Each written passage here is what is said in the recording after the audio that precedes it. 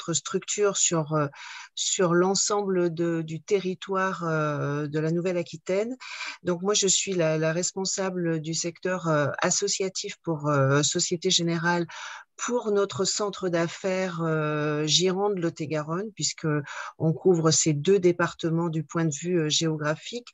À l'intérieur donc de cette équipe, il y a donc 3 chargés d'affaires qui accompagnent un certain nombre de structures associatives, on va dire non lucratives au sens large tel qu'on peut l'entendre, sur un certain nombre de secteurs, dont le secteur de l'insertion.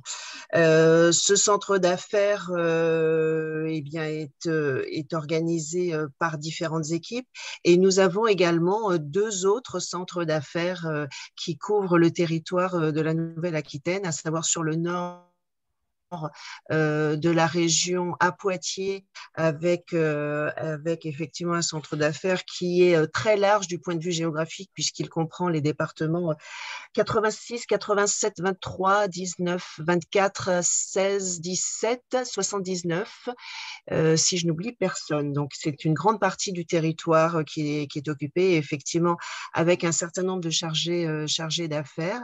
Et puis, effectivement, un centre d'affaires sur le sud de la région qui est basé à Bayonne et qui regroupe les départements 64, 40. Pour l'essentiel. Voilà. Donc, l'idée aujourd'hui, c'était effectivement de vous apporter cet éclairage sur le mécénat. Le titre de l'intervention de Bruno, c'est effectivement le mécénat qui est une alternative au financement. Je voudrais juste rajouter que quand on parle des sujets de financement, on est quand même sur des sujets de ressources au sens large et que pour un focus un petit peu plus d'actualité, juste un petit peu pour un rappel, vous avez tous entendu parler forcément du PGE, du prêt garanti par l'État. Ce prêt, pour votre information, il a été prorogé puisque initialement c'était au 31 décembre 2020, il a été prorogé au 30 juin 2021 et aujourd'hui on est même au 31 décembre 2021. C'est une possibilité de ressources aussi pour vous. Peut-être l'avez-vous déjà fait auprès de votre banque et vous vous êtes déjà renseigné, mais l'ensemble des banques est bien entendu à l'accueil de ce genre d'informations et n'hésitez pas à les solliciter sur le fait, soit vous n'avez pas utilisé cette possibilité et c'est aussi une possibilité de ressources. Donc, c'est un petit rappel sur cette date de fin d'année 2021. Un autre focus, et là, je vais laisser la parole à Garance Biliardi, qui est une des chargées d'affaires donc au sein du centre d'affaires Gironde Lot-et-Garonne sur l'aspect du mécénat, mais là qui concerne plus la fondation d'entreprise Société Générale pour vous donner effectivement quelques informations. Donc bonne écoute à tous et puis je vais surtout laisser la parole par la suite à Bruno et n'hésitez pas également, je crois via le chat, à poser un certain nombre de questions, hein, Dorothée, si c'est bien ça. Tout à fait, exactement. Merci à vous. Donc, bonjour à tous. On voulait en effet vous présenter la Fondation d'entreprise Société Générale, car elle œuvre exactement sur les thèmes sur lesquels vous travaillez. C'est une fondation qui a été créée en 2006, qui a un budget de 4,5 millions d'euros, et elle œuvre pour soutenir l'insertion professionnelle et l'éducation de publics en difficulté. On peut intervenir en cofinancement, donc soit avec du financement public, soit avec du financement d'autres structures de mécénat, fondations, etc. Et on peut vous accompagner sur des projets, soit dans le cas d'achat de matériel, soit dans le cas de budget de fonctionnement nécessaire, soit les deux, sachant qu'on a 3 appels à projets par an, un en février, un en juin et un en novembre. Alors, cette année, on a la particularité d'avoir été un peu chahuté par la crise sanitaire, donc nos appels à projets sont un peu décalés. Celui de juin n'aura pas lieu et sera sûrement décalé à septembre. Pour vous donner aussi un ordre d'idée, c'est une fondation nationale, mais qui œuvre aussi en local. Moi, je suis relais de la fondation pour toute la Nouvelle-Aquitaine. Et on a pu accompagner sur ces 10 dernières années plusieurs structures de l'insertion, comme Apreva, qui est un garage solidaire, Fringuette, qui est une structure d'insertion au niveau du recyclage de vêtements et de vente en boutique, et la conciergerie solidaire. Donc, on peut tout à fait accompagner en région. Et ce que l'on fera, c'est que Dorothée vous transmettra la liste de tous les chargés d'affaires sur le territoire de la Nouvelle-Aquitaine. Et on se tient tous à votre disposition pour que vous nous appeliez et qu'on puisse ensemble réfléchir au projet que vous souhaiteriez déposer auprès de la Fondation. Ça vous permet d'avoir un peu déjà un premier avis et de vous dire ce qui peut rentrer ou pas dans l'appel à projet. Ça permet de gagner du temps. Donc voilà, l'idée, c'était de vous dire qu'il y a plusieurs fondations qui existent et qui œuvrent sur le thème sur lequel vous travaillez. Donc ça fera partie, je pense, de votre réflexion de recherche de mécénat. Et n'hésitez pas voilà, à vous appuyer sur nous pour comprendre un peu comment fonctionnent ces appels à projets. Voilà, je vous remercie pour votre écoute et je passe la main à Bruno. Merci beaucoup. Bonjour à tous. Merci de votre participation. Merci à la Société Générale INAE de m'avoir fait confiance pour animer cette séquence auprès de vous sur le mécénat. Je vais me présenter très brièvement. Je suis directeur associé avocat au cabinet FIDAL et je dirige le département association, fondation et mécénat pour notre direction régionale Aquitaine. Notre département est constitué d'avocats qui agissent exclusivement au profit d'associations, fondations, syndicats, organismes sans but lucratif, au sens général du terme.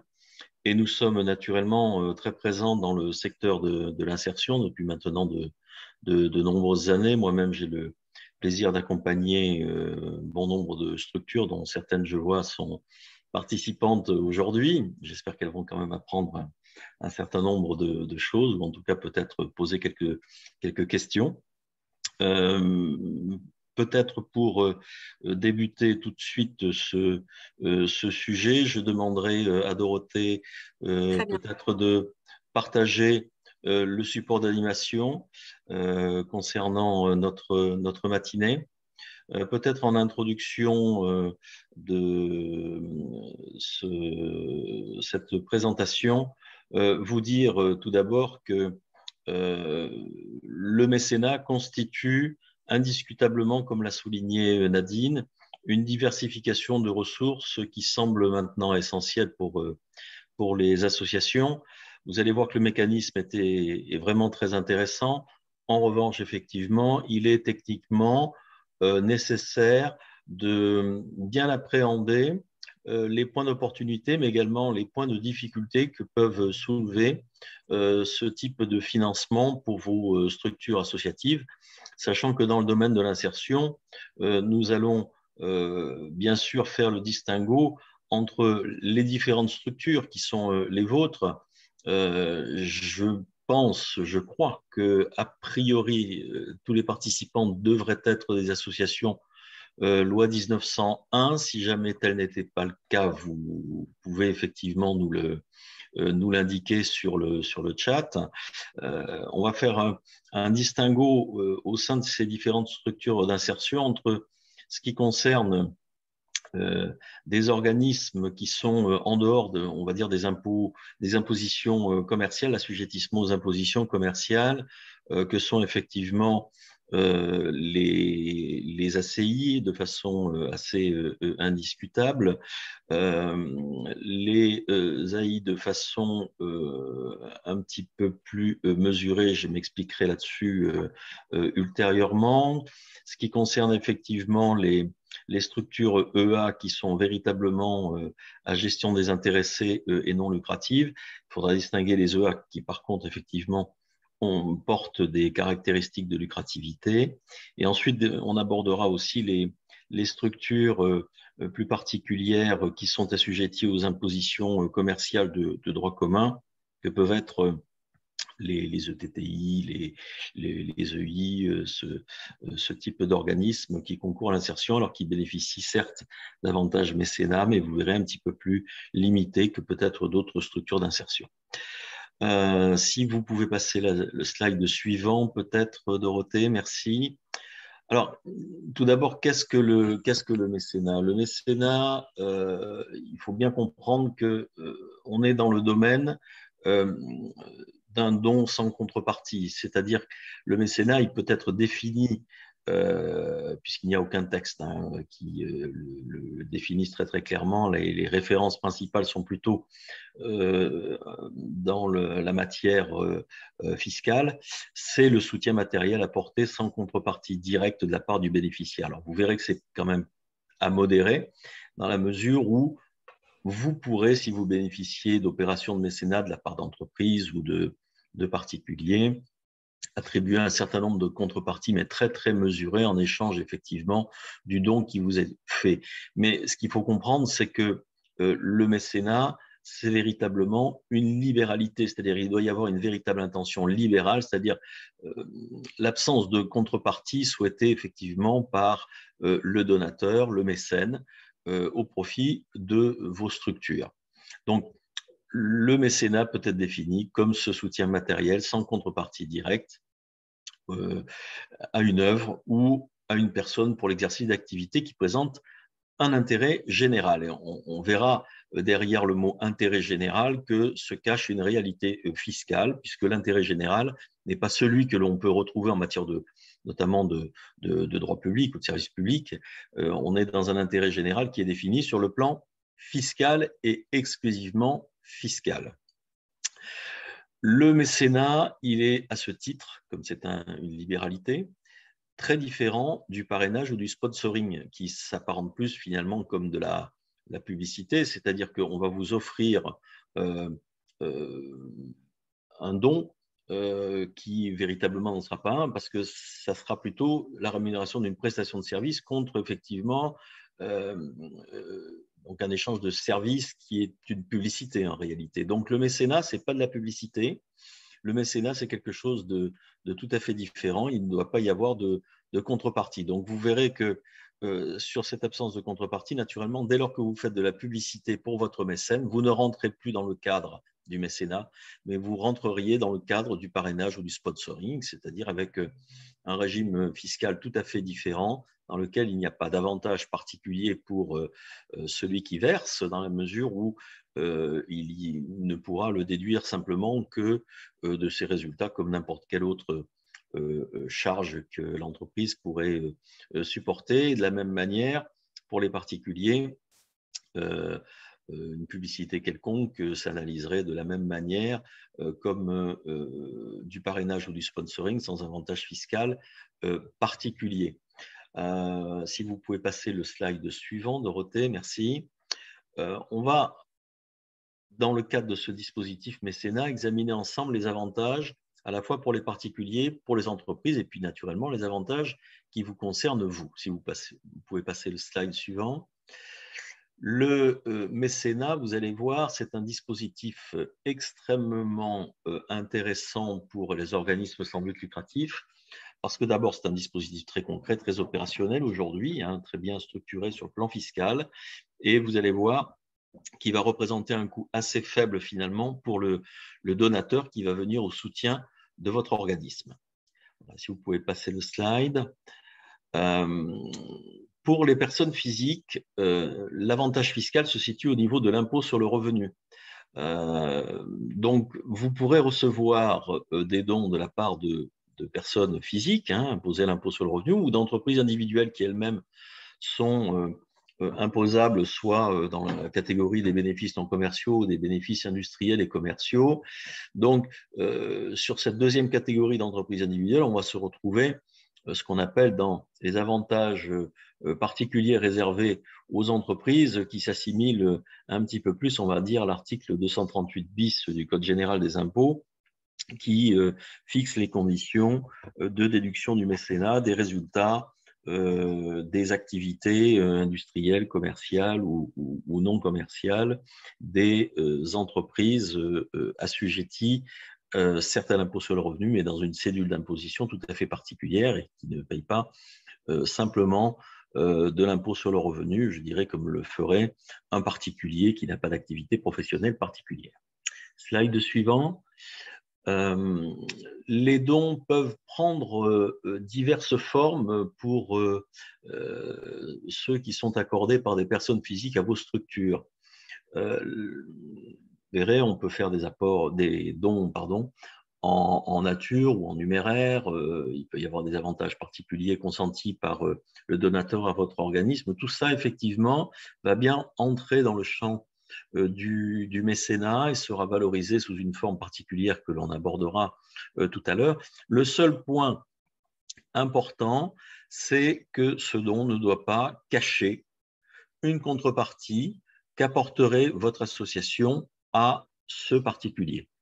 Alors, je fais un focus particulier là-dessus. Ça veut dire qu'une association d'insertion qui aurait pour membres des usagers, des clients, pardonnez-moi ce terme, il pourrait y avoir effectivement un doute sur la notion de contrepartie.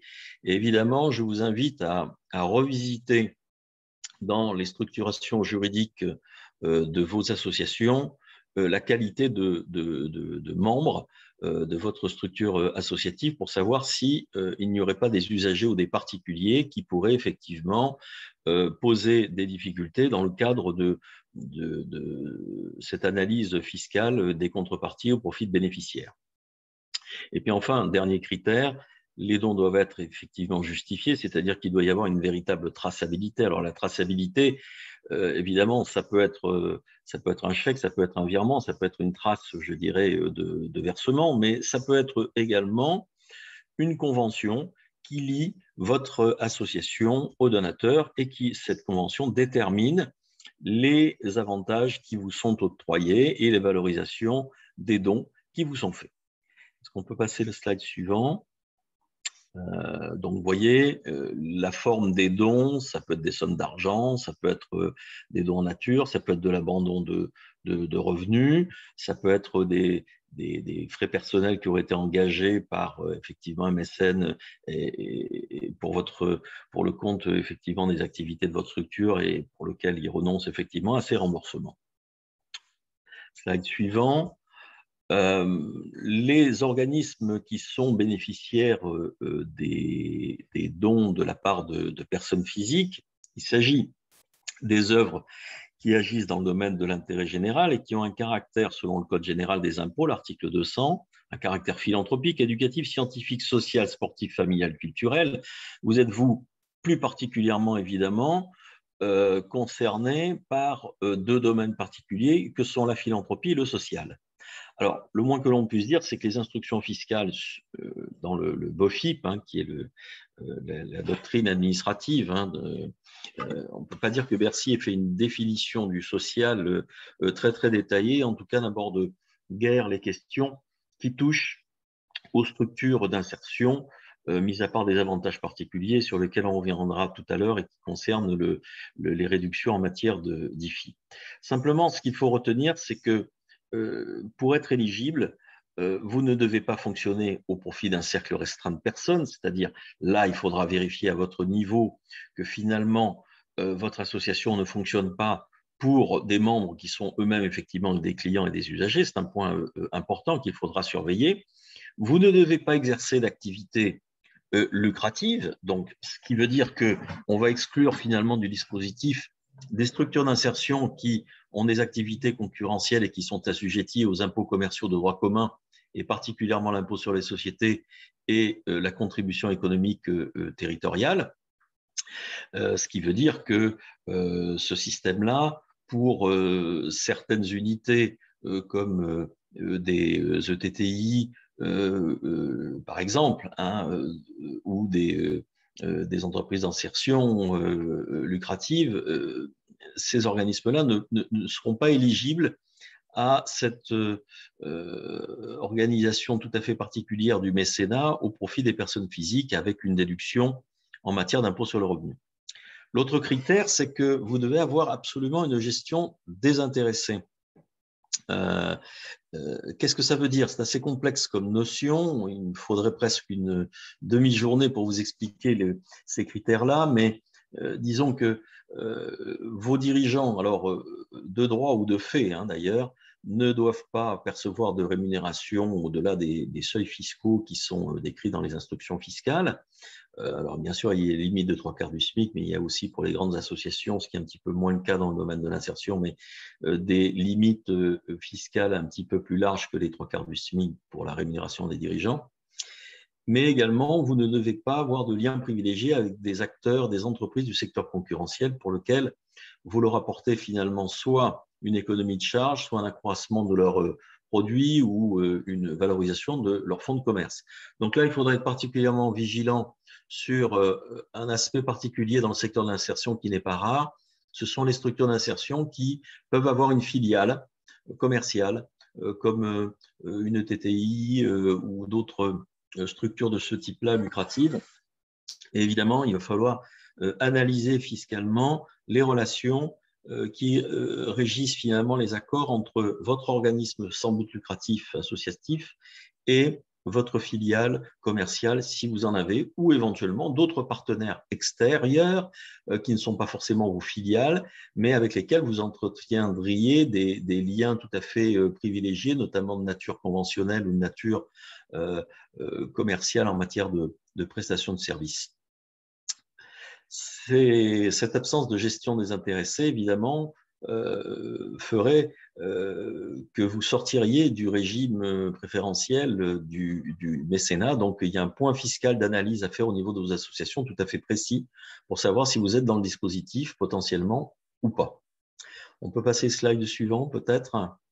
Ce qui est important également de souligner, c'est que les dons qui sont faits par des personnes physiques aux organismes d'aide aux personnes en difficulté, notamment dans le domaine de la fourniture gratuite de repas, le logement, la fourniture gratuite de soins des personnes en difficulté, ont la possibilité effectivement d'avoir une réduction d'impôt, ces personnes physiques majorées, puisque la réduction peut aller jusqu'à 75% des sommes versées dans une limite effectivement fiscale plafonnée qui est réévaluée chaque année. On peut passer le slide suivant. Les autres dons qui ne concernent pas ces organismes, eh bien, on est dans un système que vous connaissez sans doute, c'est-à-dire une réduction d'impôt sur le revenu de 66% des sommes versées dans la limite de 20% du revenu imposable, ce qui quand même laisse une fourchette assez importante pour le donateur pour vous soutenir et bénéficier pleinement des avantages fiscaux, sachant que s'il dépassait ces plafonds, eh bien l'excédent peut être reporté successivement sur les 5 années suivantes. Donc, vous voyez un régime quand même assez intéressant pour le donateur, assez économique pour lui, dans la mesure où finalement, le don qu'il va vous faire ne va pas lui coûter forcément très cher. Slide suivant. Naturellement, pour pouvoir bénéficier des avantages fiscaux, le donateur a besoin d'un reçu fiscal. Évidemment, le bénéficiaire doit fournir l'attestation de reçu fiscal que vous allez vous-même et sous votre responsabilité établir et communiquer à votre donateur de façon à ce que ce donateur puisse, sur toute demande de l'administration, produire le certificat fiscal, le reçu fiscal correspondant. Slide suivant. Sur un autre mécanisme de réduction d'impôt non cumulable avec le précédent, il s'agit de la réduction d'impôt sur l'impôt sur la fortune immobilière. Les donateurs vont pouvoir, dès lors qu'ils sont assujettis à cet impôt, imputer sur le montant de leur imposition d'IFI 75% du montant des dons effectués au profit des organismes d'intérêt général. Alors, avec un plafond de 50 000 par an, vous noterez, et c'est important, que cet avantage ne peut pas être cumulé avec l'avantage précédent, c'est-à-dire les 66% de déduction dans le cadre de l'impôt sur le revenu ou les 75% lorsqu'on est effectivement un organisme tout à fait particulier que vous pouvez faire bénéficier votre donateur d'un régime de mécénat majoré. Slide suivant. Alors, quelles sont les associations qui sont éligibles à la réduction IFI? Bon, vous avez toute une série, effectivement, sur ces slides d'organismes qui sont bénéficiaires. Je veux simplement venir sur ce qui nous intéresse aujourd'hui parce qu'on est face à un public qui agit dans le domaine de l'insertion, par l'activité économique. Donc, les entreprises d'insertion et les entreprises de travail temporaire d'insertion, quelle que soit leur forme d'ailleurs, y compris si elles ne sont pas forcément sous forme associative, peuvent faire bénéficier les donateurs des avantages fiscaux concernant l'IFI. Slide suivant. Les modalités d'application de cette réduction IFI, évidemment, font que les dons doivent être effectués dans des dates qui sont fiscalement encadrées, c'est-à-dire en clair, c'est au titre de l'année N que le donateur va pouvoir bénéficier finalement des dons qu'il aura accordés en N-1. Voilà. Donc, c'est important lorsqu'on fait une campagne de collecte de fonds mécénat, de bien indiquer effectivement au donateur que ce n'est pas simplement l'engagement de dons avec un versement sur l'exercice suivant, mais c'est bien au titre de l'année civile un avantage fiscal qui leur sera accordé l'année suivante. Slide suivant. Sur les justificatifs, eh bien, tout comme pour l'impôt sur le revenu, le redevable de l'IFI doit pouvoir présenter toutes les pièces justificatives qui attestent à la fois du montant total et surtout de la date des versements et l'identité évidemment de votre organisme pour pouvoir bénéficier de la réduction d'impôt. Slide suivant. Nous allons nous attarder maintenant sur le mécénat d'entreprise. Alors, il s'agit d'un outil assez efficace, maintenant bien connu, pratiqué par certains d'entre vous. C'est un outil qui aujourd'hui juridiquement est tout de même assez fiable. Il a un intérêt tout à fait évident et qui le distingue du sponsoring ou de la publicité ou du parrainage, c'est que son coût, on va le voir, est extrêmement faible pour l'entreprise. C'est donc un dispositif très, très attractif et sur lequel on va s'attarder ensemble. Naturellement, la collecte de fonds auprès des entreprises nécessite un investissement de votre part, toute une organisation qui vous permette de définir des partenariats, de conclure des partenariats. Et vous verrez qu'il y a un aspect conventionnel assez important à mettre en place et qu'il ne faut pas négliger dès lors que vous allez mettre en place ce type d'action pour diversifier vos ressources. Slide suivant. Sur le mécénat d'entreprise, on va retrouver effectivement les mêmes définitions du mécénat que ce que j'ai exposé en tout début de notre réunion. Notez, c'est souligné en gras sur ce slide, que le plus important reste votre éligibilité vous-même, c'est-à-dire vérifier au niveau de votre association que vous êtes bien éligible au dispositif du mécénat. Ce n'est pas forcément d'évidence, ce n'est pas acquis. Il y a des points de vérification à faire avec des spécialistes là-dessus. Et également, il faudra bien identifier qu'en face du don, il n'y ait pas de contrepartie équivalente qui vienne disqualifier l'opération et l'exclure du dispositif du mécénat. Slide suivant. Qui peut bénéficier du mécénat d'entreprise? Eh bien, l'article 238 bis dont je parlais tout à l'heure du Code général des impôts vise tout particulièrement, notamment, mais pas exclusivement, les œuvres ou les organismes d'intérêt général qui ont un caractère, à nouveau, je le redéfinis, philanthropique et social, pour ce qui vous concerne au plus près. Slide suivant. Ça veut dire que selon l'administration, vous êtes d'intérêt général dès lors que vous n'avez pas d'activité lucrative, en tout cas prépondérante, que votre gestion est désintéressée et que vous ne procurez pas d'avantages particuliers à vos membres, on en a parlé tout à l'heure. Vous ne devez pas fonctionner donc au profit d'un cercle restreint de personnes et notamment auprès de vos utilisateurs de services. Qui sont membres de votre structure. Donc là, il faudra effectivement bien s'assurer dans la structuration de vos organismes que vous êtes à l'abri de ces deux notions, absence d'intérêt général ou existence d'un fonctionnement au profit d'un cercle restreint de personnes. Voilà. Donc, ça veut dire que les caractéristiques générales de ces organismes, leur définition, sont les mêmes que celles des organismes qui reçoivent des dons des particuliers et qui ouvrent donc droit à cette fameuse réduction d'impôt sur le mécénat. Slide suivant. Sur l'analyse fiscale qui est faite par l'administration, l'administration a assoupli régulièrement ses positions sur la notion d'intérêt général. Alors, je vous ai mis quelques décisions de rescrit. Malheureusement, je n'en ai pas trouvé de très intéressantes en matière d'insertion, ou plutôt celles que j'ai trouvées en matière de rescrit n'étaient pas très favorables aux structures d'insertion, donc j'ai préféré effectivement ne pas les indiquer. Simplement, ce que je veux vous dire, c'est que le point d'attention particulier de l'administration, c'est de bien vérifier que l'association finalement n'agit pas pour un petit cercle de personnes, comme je l'ai souligné tout à l'heure. Slide suivant.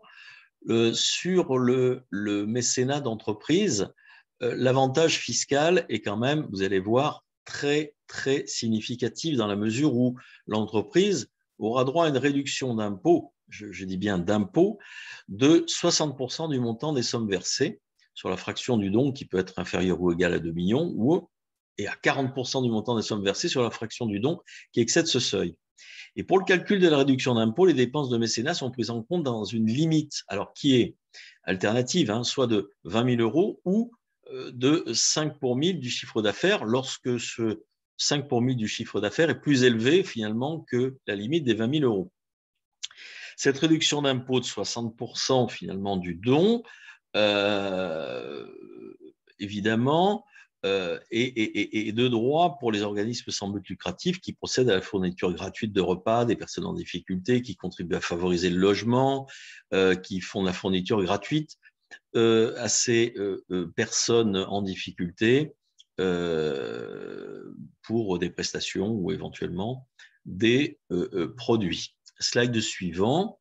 Le mécénat d'entreprise concerne tout type d'entreprise, c'est-à-dire n'importe quelle structure libérale, imposée par exemple en BNC, je pense à des professions médicales ou des choses comme ça par exemple, des bénéfices industriels et commerciaux, par exemple des entreprises, des artisans, ou même effectivement des exploitants agricoles peuvent effectivement soutenir votre structure, et de la même manière, toutes les entreprises qui sont soumises à l'impôt sur les sociétés et qui ont des activités commerciales peuvent effectivement vous soutenir. Et ils peuvent vous soutenir de façon très libre, puisqu'ils peuvent le faire soit par un chèque, un virement, donc en numéraire, mais ils peuvent le faire également en nature, c'est-à-dire vous pouvez bénéficier par exemple de la mise à disposition de locaux, de la mise à disposition de personnel, de la mise à disposition par exemple de matériel. Ils peuvent également peut-être être votre fournisseur et accepter d'abandonner tout ou partie de la facture qu'ils ont faite à votre organisme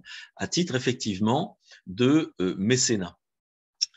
Après, ce qu'il faut bien comprendre, c'est que pour bien, je dirais, encadrer les montants qui vous sont accordés, notamment dans le cas des dons en nature, il faudra signer, c'est ce que je vous recommande, une convention qui détermine avec précision les valorisations des dons en nature qui vous sont faits, plus particulièrement dans le cadre effectivement de mise à disposition de locaux, de personnel ou de matériel. Slide suivant. Le dispositif du mécénat d'entreprise donc vous permet également, vous voyez, de recevoir de l'entreprise des biens qui pourraient être chez elle, en stock, avec effectivement des limites fiscales et un cadre fiscal qui est bien déterminé, puisque si par exemple vous avez une mise à disposition de personnel, on vous dit écoutez, la valorisation finalement du don qui vous est accordé, ce sont les salaires plus les charges sociales. Si c'est un bien qui est en stock, eh bien, ce sera le montant de la valeur comptable en stock dans l'entreprise qui servira de base au calcul du don et de l'avantage fiscal correspondant. Voilà. De la même manière, si on vous accorde une prestation de service gratuite de la part de l'entreprise donatrice, eh bien, le prix de revient que lui coûte cette prestation de service à votre profit servira de base au calcul du mécénat. Ça veut dire qu'en clair, l'entreprise ne va pas pouvoir facturer de la marge sur votre structure et se servir effectivement de cette marge pour déterminer le calcul de l'avantage fiscal dont elle va effectivement bénéficier. Slide suivant. Le mécénat d'entreprise a pour principe de base, je l'ai souligné à de nombreuses reprises, l'absence de contrepartie au versement.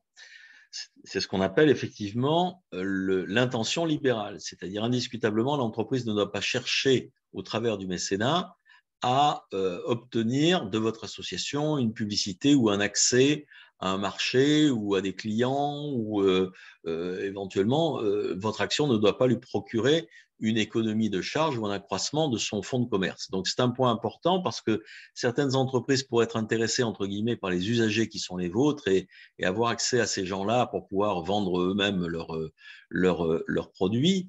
Dès lors qu'effectivement, vous êtes intermédiaire dans ce type d'opération, vous ne pourriez pas bénéficier du régime de mécénat. Alors, pour autant, l'administration accepte deux atténuations à ce principe d'absence de contrepartie.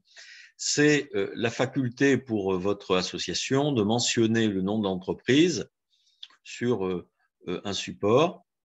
Alors, il ne s'agira pas de faire une opération de publicité, mais simplement indiquer que l'entreprise X, par exemple, a été mécène de l'association Y. Voilà, ça c'est admis, ce n'est pas considéré comme une contrepartie.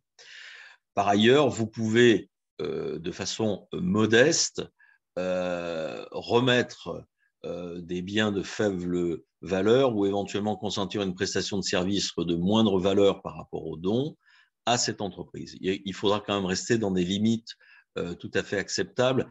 Alors, à une époque, il avait été considéré que si une entreprise donnait 100 et recevait 25 de votre organisme, la contrepartie n'était pas suffisante pour disqualifier l'opération du dispositif du mécénat. Pour autant, l'administration a supprimé cette notion de 25% dans sa doctrine, nous le verrons, et a substitué d'autres critères dont nous allons parler, c'est-à-dire des critères qui permettent d'estimer que la contrepartie accordée par votre association serait manifestement disproportionnée par rapport aux dons qui ont été réalisés.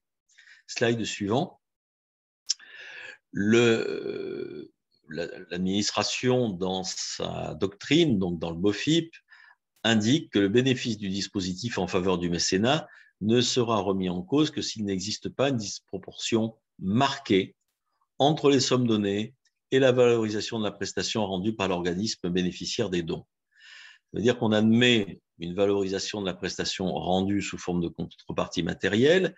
Par contre, je vous invite plutôt à vous situer en dessous de la limite du quart du don que vous recevez, de façon à ne pas encourir les foudres de l'administration sur l'avantage fiscal que vous allez accorder par votre reçu fiscal à l'entreprise mécène. Slide suivant. Les entreprises, naturellement, lorsqu'elles reçoivent le reçu fiscal, vont joindre à leur déclaration ce modèle de reçu fiscal. Alors, vous avez un modèle que vous pouvez retrouver sur impôts.gouv sans difficulté. Hein. Il y a une modélisation par l'administration du reçu fiscal. Et par ailleurs, après, c'est l'entreprise qui doit établir elle-même les éléments déclaratifs pour obtenir effectivement cette réduction fiscale de leur impôt. Slide suivant. Les organismes qui, comme les vôtres, pourraient délivrer des reçus fiscaux qui ouvrent droit à réduction d'impôt, que ce soit d'ailleurs pour l'impôt sur les sociétés ou pour l'IFI, ou pour l'impôt sur le revenu, doivent conserver ces reçus pendant un délai de 6 ans. Et de la même manière, tout ce qui est convention, preuve de la réception des dons, que ce soit des dons en numéraire ou en nature, tout ça, ça doit être conservé pendant 6 ans si l'administration le sollicite. Voilà. Slide suivant. Le dispositif, comme je vous le disais, en faveur des entreprises, vraiment est très intéressant. C'est assez peu coûteux finalement pour une entreprise que de soutenir vos organismes. Pourquoi? Eh bien, j'ai pris un exemple où une entreprise verserait 1 000 € à votre association. Elle va bénéficier d'un avantage de 600 €. Ça veut dire que déjà, ça ne lui coûte plus que 400 €. Et imaginez même que vous accordiez des prestations pour 200, ça veut dire qu'il faudrait même déduire de ces 400 € l'avantage que reçoit le mécène, c'est-à-dire ça ne lui coûterait plus que 400 moins 200, c'est-à-dire ça ne lui coûterait plus que 200 €. Donc c'est dire que l'opération de mécénat est vraiment très très peu coûteuse pour l'entreprise et c'est un très très bon levier de financement pour vous. Contrairement à la publicité, au sponsoring ou au parrainage, vous voyez dans le même exemple, pour une entreprise qui verserait 1 000 €, eh bien, à l'arrivée, ça va lui coûter 667 €, puisqu'elle ne pourra déduire que 333 € de son impôt. Et en plus, avec les réductions maintenant d'impôt sur les sociétés qui sont en vigueur, ça coûtera encore plus cher à l'entreprise. Ça veut dire que le dispositif du mécénat vraiment reste très, très attractif pour l'entreprise et naturellement très intéressant pour vos structures. Slide suivant. Voilà, je vous ai repris un exemple dans lequel l'entreprise verse 1 000 €. Elle bénéficie d'une réduction d'impôt de 600 €, donc ça veut dire que ça ne lui coûte plus que 400. Vous allez jusqu'au plafond des contreparties matérielles possibles au profit du mécène. Vous lui accordez 250 € d'avantage, je ne sais pas, sous une forme de prestation par exemple. Ça veut dire que le coût de revient pour l'entreprise ne sera plus que de 150 €. Donc, c'est dire si le levier est très, très intéressant. Ça veut dire que finalement, ça ne coûtera plus que 15% du don à l'entreprise. Alors, un avantage fiscal comme celui-là, je pense que c'est tout à fait sans équivalent. On a d'ailleurs, pour la petite histoire, un des avantages fiscaux les plus avantageux d'Europe en la matière. Slide suivant. Alors, ce qui est important pour vous, c'est de comprendre que cette collecte de fonds, c'est une véritable activité en réalité que vous avez lancée ou que vous lancerez. Ça veut dire que préalablement, il va falloir véritablement définir les conditions de partenariat et particulièrement les conditions de partenariat que vous allez mettre en place avec l'entreprise.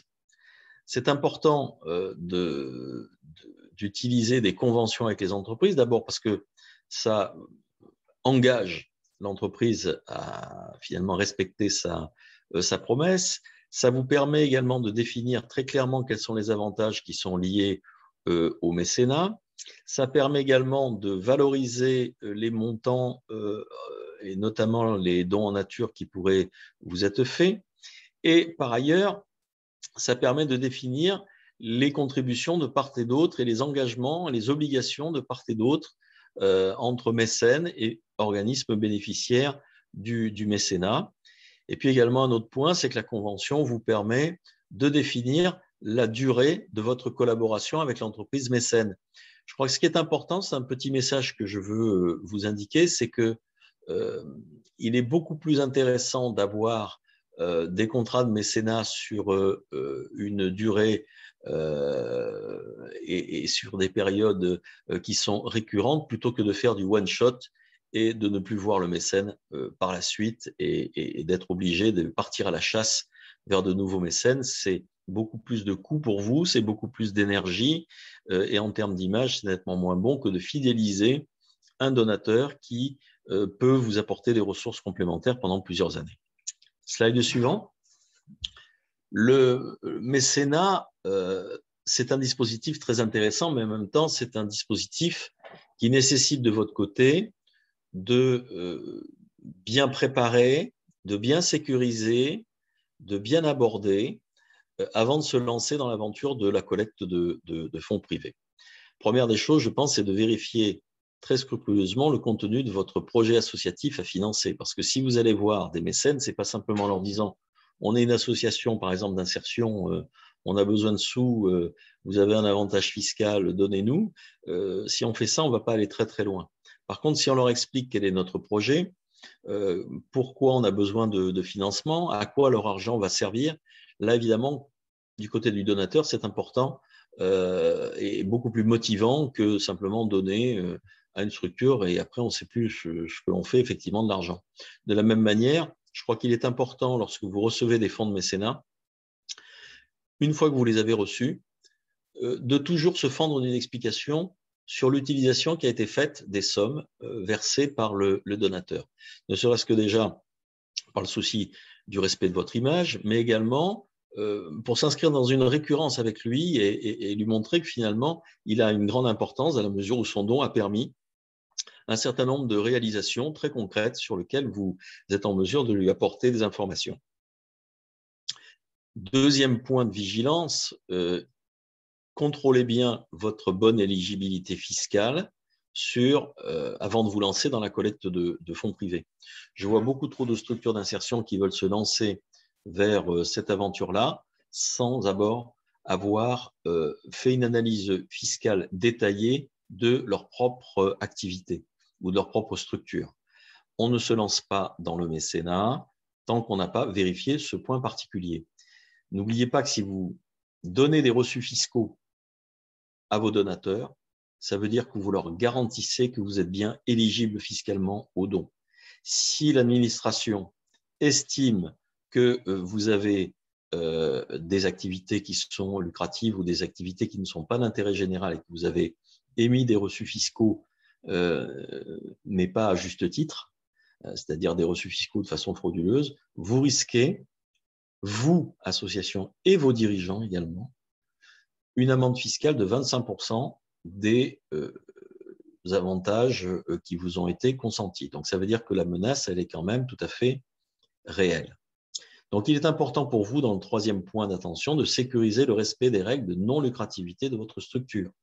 Rappelez-vous, une structure qui est lucrative ne peut pas bénéficier du régime fiscal du mécénat. Je prends le cas particulier des AI.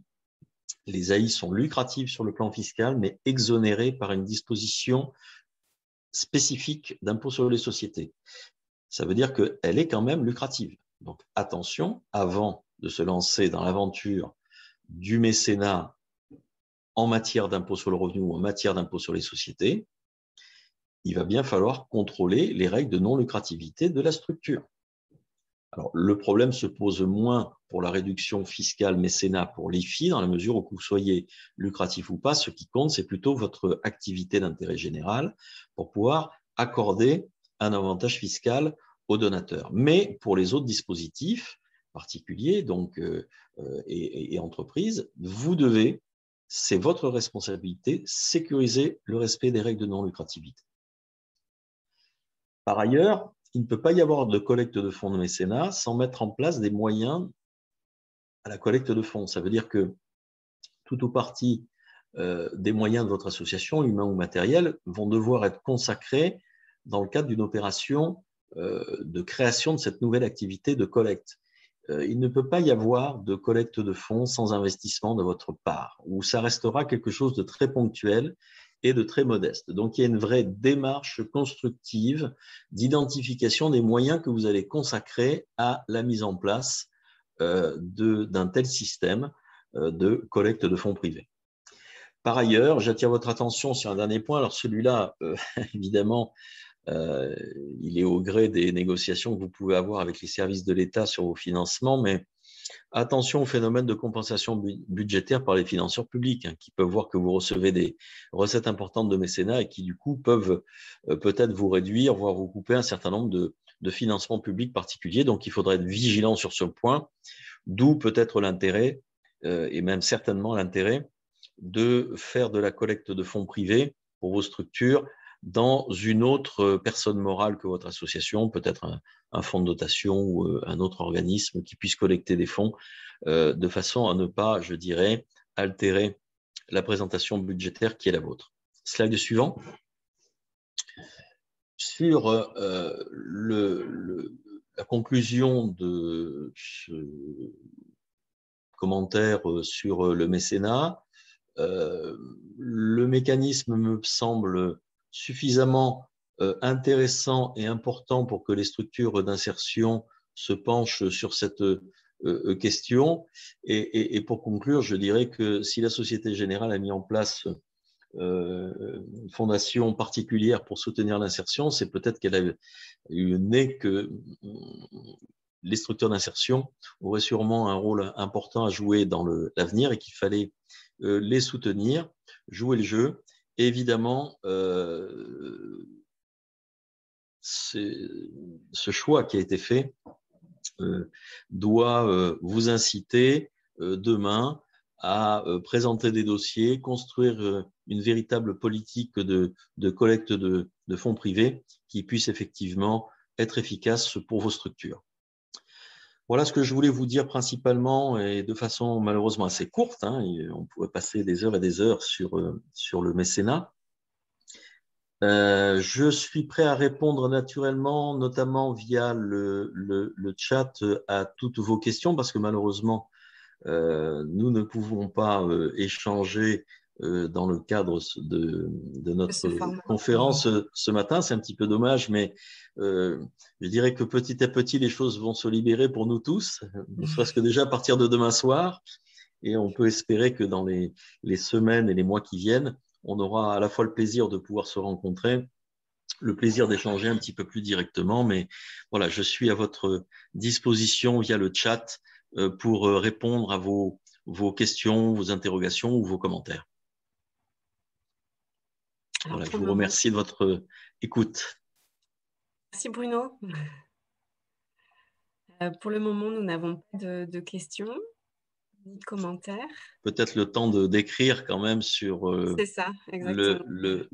Voilà, les éléments de discussion qui sont sur votre écran. Lorsque vous cliquez sur votre écran, vous avez une icône discussion sur laquelle vous pouvez éventuellement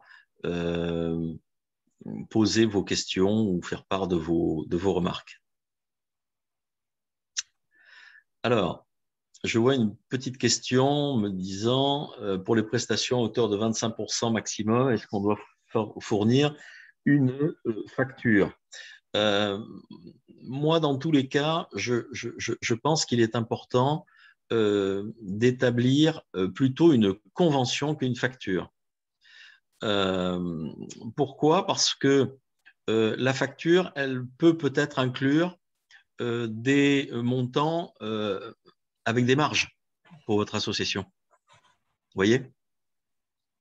Or, ce qui compte dans le calcul des 25%, c'est le prix de revient de la prestation finalement qui est la vôtre. Donc, l'idéal, c'est plutôt de déterminer ces 25% dans la convention que vous allez signer avec, alors, ou l'entreprise ou le particulier avec lequel, effectivement, vous avez des échanges sous forme de partenariat mécénat. Voilà, j'espère que ça répond à votre question. Alors, pour autant, il n'est pas interdit de faire une facture simplement indiquant le prix de revient de la prestation que vous rendez. Mais attention, il faudra être vigilant à ne pas mettre une marge sur cette facture, sinon on va évidemment se disqualifier des montants d'évaluation correspondants. Alors, vous me direz, si vous mettez une marge, et que vous êtes déjà à la limite de 25%, ça n'aura peut-être pas une incidence importante. Par contre, selon les cas particuliers, ça pourrait éventuellement poser une difficulté. Donc voilà, mon conseil est plutôt de valoriser dans la convention, éventuellement, pourquoi pas, de faire une facture pour garder une traçabilité, mais une facture un peu particulière dans laquelle vous ne mettrez que le prix de revient de la prestation que vous allouez, sinon vous allez vous pénaliser. D'autres questions peut-être ou d'autres points? Bon, je vois la personne qui a posé la question me remercie, donc j'ai dû être clair, hein, sans doute. Voilà. Bon. S'il y a d'autres questions, de toute façon, n'hésitez pas à revenir vers vos intervenants, éventuellement poser des questions sur ce sujet. Même après la conférence, on aura beaucoup de plaisir à vous répondre dès lors qu'effectivement, c'est en rapport avec le mécénat. On a une dernière question, Oui. c'est-à-dire j'ai un mécène qui me donne 1 000 € et mon association va lui tondre sa pelouse pour 250 €, même si cela aurait été facturé plus cher.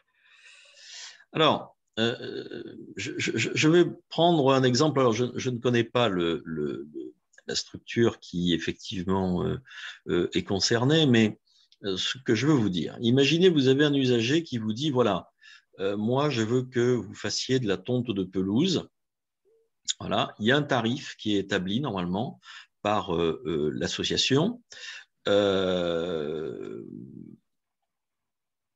Je suis mécène, je donne 1 000 € à l'association. Bon, vous pouvez effectivement lui faire ce cadeau de 250 € sur la pelouse, mais encore une fois, si tel est le cas, il ne faut pas qu'on ait l'impression qu'il ne vous fait tondre finalement sa pelouse et que vous ne lui rendez une prestation que parce que effectivement il vous a accordé un don. Donc je crois que ce qui serait important, c'est de bien dissocier les opérations. C'est-à-dire d'abord il vous donne 1 000 € et ensuite dans un second temps effectivement, pour le remercier de sa participation, vous lui tondez sa pelouse pour 250 € en prix de revient, valorisé avec une vraie traçabilité. Et là, je pense que vous serez beaucoup plus tranquille dans l'opération en dissociant le don de la contrepartie. Voilà, j'espère avoir répondu à la question qu'il y avait derrière, parce que les choses sont souvent un petit peu complexes dans la mesure où on reçoit un don finalement d'un usager.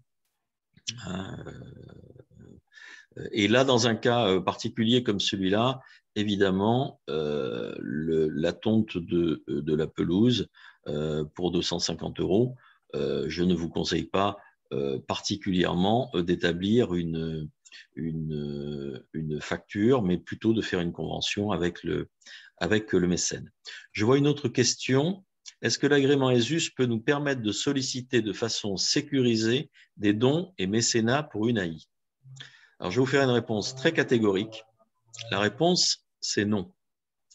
Pourquoi? Parce que vous pouvez très bien avoir le label ESUS ou être éligible au label ESUS, avoir l'agrément ESUS, et pour autant, avoir des activités qui ne sont pas gestion des intéressés, avoir effectivement des activités lucratives ou simplement effectivement avoir une forme sociale type, par exemple, si vous êtes en entreprise, si vous êtes en société, vous ne bénéficierez pas des opérations de mécénat en matière d'impôt sur les sociétés, en tout cas, et d'impôt sur le revenu. Vous pourrez peut-être le faire en IFI, mais pas dans les autres impositions précédentes que je viens de citer. Donc, l'agrément ESUS, je dirais que c'est vraiment quelque chose de tout à fait spécifique, qui a beaucoup plus de conséquences en matière d'aide, de subvention, qu'en matière, effectivement, de fiscalité et donc de mécénat. Donc non, c'est un critère comme un autre qui peut aider, mais qui n'est pas décisif. Alors, où peut-on trouver des modèles de convention, m'indique-t-on? Je crois que là, écoutez, Internet est très, très riche sur ce sujet. Je pense qu'il s'agit des conventions de mécénat. Vous avez des sites tout à fait sérieux qui, effectivement, établissent des modèles de convention. Simplement, ce que j'oserais dire, c'est que les modèles de convention, c'est très bien pour, je dirais, des opérations simples. Par contre, dès lors qu'on est sur des opérations un peu plus complexes, ce que j'appelle des opérations un peu plus complexes, ce sont par exemple des liens avec des clients, ce sont des liens avec des entreprises clientes, ce sont des liens avec des contreparties qui sont effectuées par exemple en nature. Dès lors qu'on est effectivement dans la récurrence, dès lors qu'on est effectivement dans la garantie également des sommes qui vous seront versées sur une durée un petit peu plus longue, là je vous recommande effectivement de recourir à un conseil de façon à sécuriser les engagements conventionnels. Je vous rappelle qu'une convention est régie par le droit civil, voire effectivement le droit, enfin c'est pas voire, et le droit économique, et qu'en la matière, il y a un certain nombre de contraintes que vous ne pourrez peut-être pas satisfaire dans le cadre de conventions trouvées sur Internet. Enfin, pour des dons modestes et simples, en provenance notamment de particuliers ou de petites entreprises, des artisans, des choses comme ça, je pense quand même qu'on peut trouver des modèles de convention qui sont acceptables. Alors, j'ai une autre question qui m'est posée, pardonnez-moi, j'essaye de dérouler. Est-ce qu'une ACI loi 1901 est toujours bénéficiaire du mécénat? Il y a une présomption, oui, pour une ACI par une réponse ministérielle. Une réponse ministérielle a considéré que les ACI avaient une présomption de non-lucrativité et d'éligibilité en conséquence au mécénat. Pour autant, il faut bien quand même au niveau de l'ACI s'assurer que au niveau de la gestion des intéressés et au niveau des liens privilégiés, vous respectez bien les critères. Mais en termes d'activité, en tout cas, sachez que une ACI aura une présomption favorable d'éligibilité au système du mécénat. J'espère que ça répond à la question. Je ne vois pas d'autres questions particulières. Écoutez, de toute façon, on restera même postérieurement à notre conférence à votre disposition si vous avez des questions à nous poser. Tout à fait, j'enverrai également nous avons enregistré ce webinaire. Je vous enverrai, je vous transmettrai également le webinaire. Et puis, vous aurez aussi les coordonnées des intervenants. Voilà. C'était une question aussi d'une des structures. Très bien, très bien. Voilà. Je pense qu'on peut s'arrêter là. Écoutez, merci à tous, même malgré ce format un peu particulier, mais j'espère qu'on l'oubliera dans les mois qui viennent. On espère tous. Merci en tout cas aux Je vous souhaite intervenants. une bonne journée. Merci. Bonne journée à tous. Merci. Bonne fin de journée. Merci. Au revoir. Au revoir. Merci à vous pour votre écoute.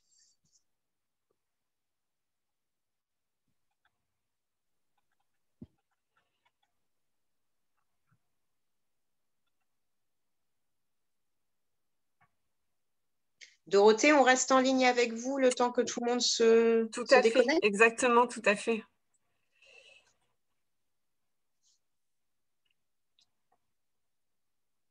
Reste encore.